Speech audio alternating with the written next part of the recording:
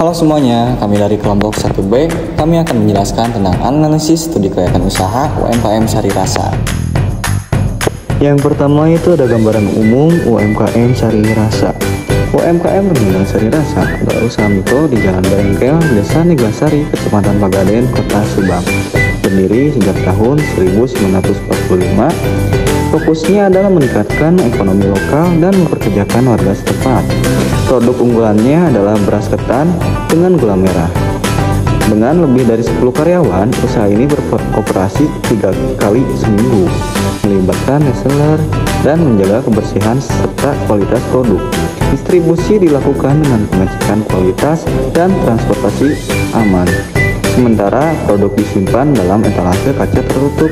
Usaha ini memiliki izin edar yang dimana PRT-nya itu nomor sekian dan sertifikat halalnya nomor sekian.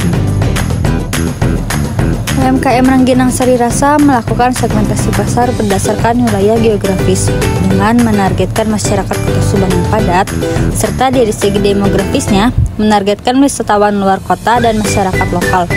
Strategi ini terbukti efektif dengan produksi mencapai ribuan tiap kali produksi. Strategi pemasaran produk Rengginang Sari Rasa dilakukan secara offline dengan membuka toko di sekitar tempat produksi dan melayani pembelian melalui WhatsApp. Selain itu, produksi ini juga dipasarkan dengan memasoknya ke pedagang UMKM lain namun dijual tanpa label. Distribusi pemasaran produk UMKM Rengginang Sari Rasa diarahkan pada target pasar seperti pusat oleh-oleh dan masyarakat umum. Produk ini dijual dengan harga Rp15.000 per kemasan. Dalam UMKM Sari Rasa ini terdapat aspek teknis. Aspek teknisnya yaitu ada penentuan lokasi. UMKM Rengginang Sari Rasa yang berlokasi di daerah Pagaden, Jalan Bengkel, Desa Neglasari, Kecamatan Pagaden, Subang. UMKM ini mulai produksi pada tahun 1995 sampai dengan sekarang. Lokasi usaha yang menyatu dengan lingkup masyarakat. Lalu ada layout bangunan, setelah itu ada kapasitas produksi. Jumlah yang dihasilkan pada produk UMKM Rengginang Sari Rasa bisa mencapai 1000 produk dalam satu hari bobot berat 60 gram. Lalu ada alat-alat produksi, yaitu baskom, blender, alat pengukus, sealer, serta spatula. Selanjutnya saya akan menjelaskan mengenai aspek manajemen. Nah, di sini ada struktur organisasi. Yang pertama ada pemilik, yang kedua pekerja, dan yang ketiga itu pekerja lepas. Kebutuhan tenaga kerja. Jadi dalam produksi rengginang secara normal dibutuhkan 6 pekerja, 1 pemilik yaitu Bapak Erli, dan 5 pegawai tetap. Jika permintaan rengginang tinggi, mereka memanggil 3 pekerja lepas tambahan sehingga total pekerja dan pemilik menjadi 9 orang.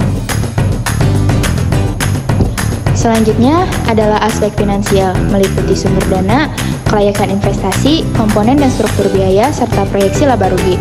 Pada sumber dana berasal dari modal pribadi, kemudian kelayakan investasi, meliputi investasi pada alat produksi, NPV, net B per C, IRR, dan PP. Kemudian pada komponen dan struktur biaya tetap dan biaya variabel penjualan 3 tahun terakhir. Biaya total setiap tahunnya naik disebabkan karena perubahan harga biaya variabel. Yang terakhir, proyeksi laba rugi yang meliputi BEP, break even point, dan proyeksi cash flow. Aspek finansial selanjutnya adalah NPV atau Net Present Value. Hasil perhitungan menunjukkan bahwa NPV lebih dari 0, yang dimana artinya usaha Sari Rasa ini layak untuk dijalankan. Net B per C rasio. Hasil perhitungan menunjukkan bahwa hasil B per C rasio sebesar 1,3, yang dimana artinya usaha Sari Rasa ini layak untuk dijalankan. Selanjutnya adalah IRR. IRR yang didapati adalah 46,14% dari bunga bank sebesar 8,50%, yang artinya jika IRR bunga bank maka proyek dapat diterima. Selanjutnya ada payback period. Sari Rasa memiliki kemampuan untuk mengembalikan modal dalam waktu kurang dari 3 tahun, yang bisa dianggap sebagai indikator bahwa rengginang memiliki resiko pengembalian yang relatif lebih cepat. Untuk selanjutnya saya akan menjelaskan aspek sosial ekonomi. Penyerapan tenaga kerja pada UMKM Rengginang Sari Rasa sifatnya opsional atau tidak menentu karena produksinya dilakukan sesuai permintaan konsumen. Penyerapan tenaga kerja yang bertahap merupakan salah satu upaya yang dapat dilakukan untuk meminimalisir pengangguran. UMKM ini telah melaksanakan simbiosis dengan sosial budaya yang ada, yaitu kegiatan yang saling menguntungkan secara sosial khususnya dengan masyarakat, walaupun kuantitas penyerapan pekerja yang dilakukan tidaklah banyak.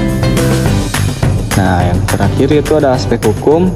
UMKM Rengginang Sari Rasa merupakan UMKM yang berasal dari Jalan Berengkel Desa Neglasari, Kecamatan Pagarian, Subang. UMKM ini juga sudah memiliki nomor sertifikat PRT sebagai nomor berikut, dan untuk nomor sertifikat halal sebagai berikut. Sekian penjelasan dari kami mengenai analisis studi kelayakan usaha pada UMKM Sari Rasa. Kami harap hasil analisis yang telah kami sampaikan dapat menjadi informasi yang bermanfaat. Terima kasih dan sampai jumpa.